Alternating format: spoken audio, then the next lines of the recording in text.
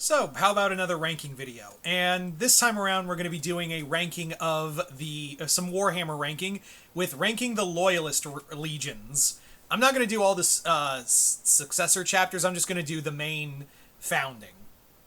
Now, as always with these ranking lists, these are just my personal opinion. If you think a legion should be higher or lower on the list, that's okay. That's totally fine. I'm always excited to hear where you guys stack for the Loyalist legions.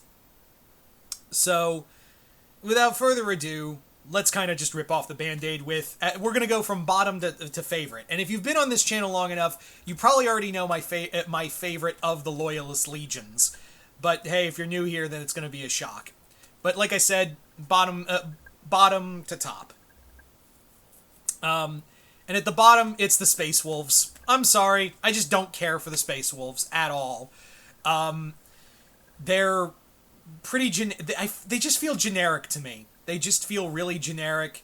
The Viking thing is kind of bland, and outside of the Battle of the Fang, I have never really cared much for them. I've never really thought much of them, and I've never really, given much thought to them, if that makes any sense.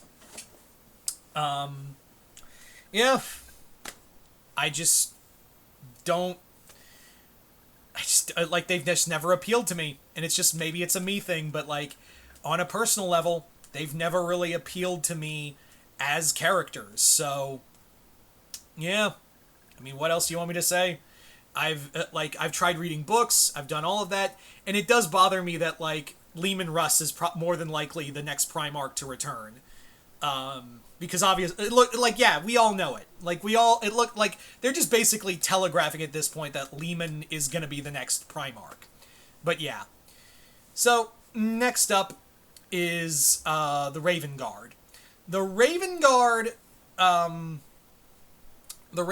for me is... it's not like they're boring or anything, it's just I've never read a lot of them. It's not like with the Space Wolves where I've tried and tried to enjoy it, but I just can't.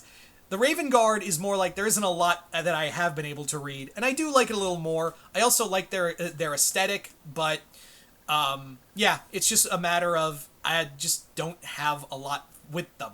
You know, I just don't have a lot to go on with them. Same with our next one, the White Scars. The White Scars, again, it's the same thing where it's a lot of their stuff comes from the Horus Heresy, which does a lot for their character, and same with Jagatai Khan. But post that, it's very clear GW does not favor the White Scars, at least for a while. I think their whole thing, their storylines are pretty cool in Horus Heresy, but outside of that, there isn't a lot of work with them. But I will say, I like their whole thing of, honor and the power of speed and whatnot. So, I do give it credit where credit is due that, these guys are, these guys are still pretty cool in their own right. Who doesn't love giant super soldier, Mongols, right? So, anyway, next up, moving right along, is the Iron Hands. The Iron Hands I like a little more because it's a little more biased because these are my girlfriend's favorite legion. She really loves the Iron Hands, and I can see it on an aesthetic level. She's also really logical, so I get it, and also I like their whole thing is the flesh is weak. They also have just great aesthetic to them, and also you kind of understand where they're coming from after the Emperor's after what happened on Istvan. Everything about them just screams revenge, but it's served as a best dish served cold and with logic. So, yeah, the Iron Hands. Next up, moving on to the Blood Angels. The Blood Angels, I know everyone and their mother loves the Blood Angels. They're a really fun squadron. I really enjoy them. I think they are probably one of the best legions out there. The Sons of Sanguinius, they have some of the best books with Devastation of Baal. And all of their supporting cast is amazing. Mephiston, Dante, all of those characters are great. Every single one of them are great characters, and I think they are, just an absolutely great Legion. I like, the one thing I will say is that I feel like they do get a little too much, a little too much love sometimes. But not, but like, they're not as overhyped. I feel like they're not as overhyped, these days. They used to be super overhyped, but now it's a little different. Now moving on to the Imperial Fists. The Imperial Fists I've had to grow to love. Like, I've had to grow to love these characters. The Sons of Dorn, they are a ton of bricks when it comes to characters, but at the same time, the Imperial Fists, again, it goes back to, like, Horus Heresy and how I enjoy them as characters.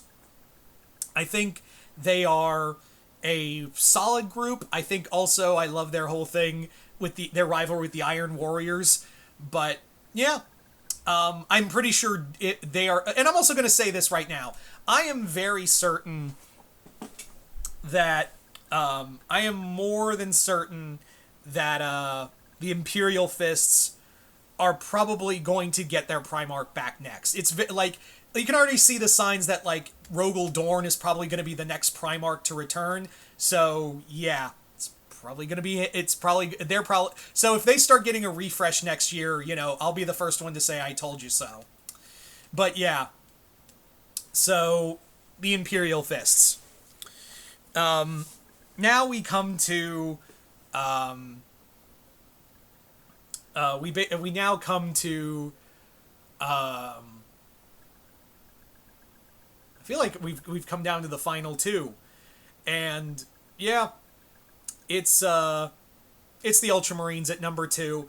I know, basic bitch, but the Ultramarines have had the most characterization to them. They've also had the most to them, and they are the face of the franchise. Of course, they're going to get the most love. I also like the whole Roman aesthetic to them. They are a very solid team. They're a very solid Legion, and Rabute Gilliman is pretty awesome.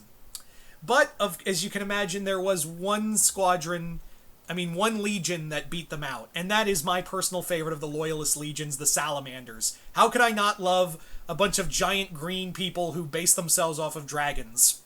Right? They're also the most friendliest of the Legions, and they are the most human of them. Vulcan is, of course, a great Primarch, and everything about the Salamanders I love. So I know this video is really short, but, some of you already have been on this channel long enough to know what this video is about, so I didn't want to bury the lead. But yeah, you guys tell me in the comments below, where do the Imperial, Space Marine Loyalist chapters rank for you? And don't worry, the next video will be Traitor Legions, so stay tuned for that.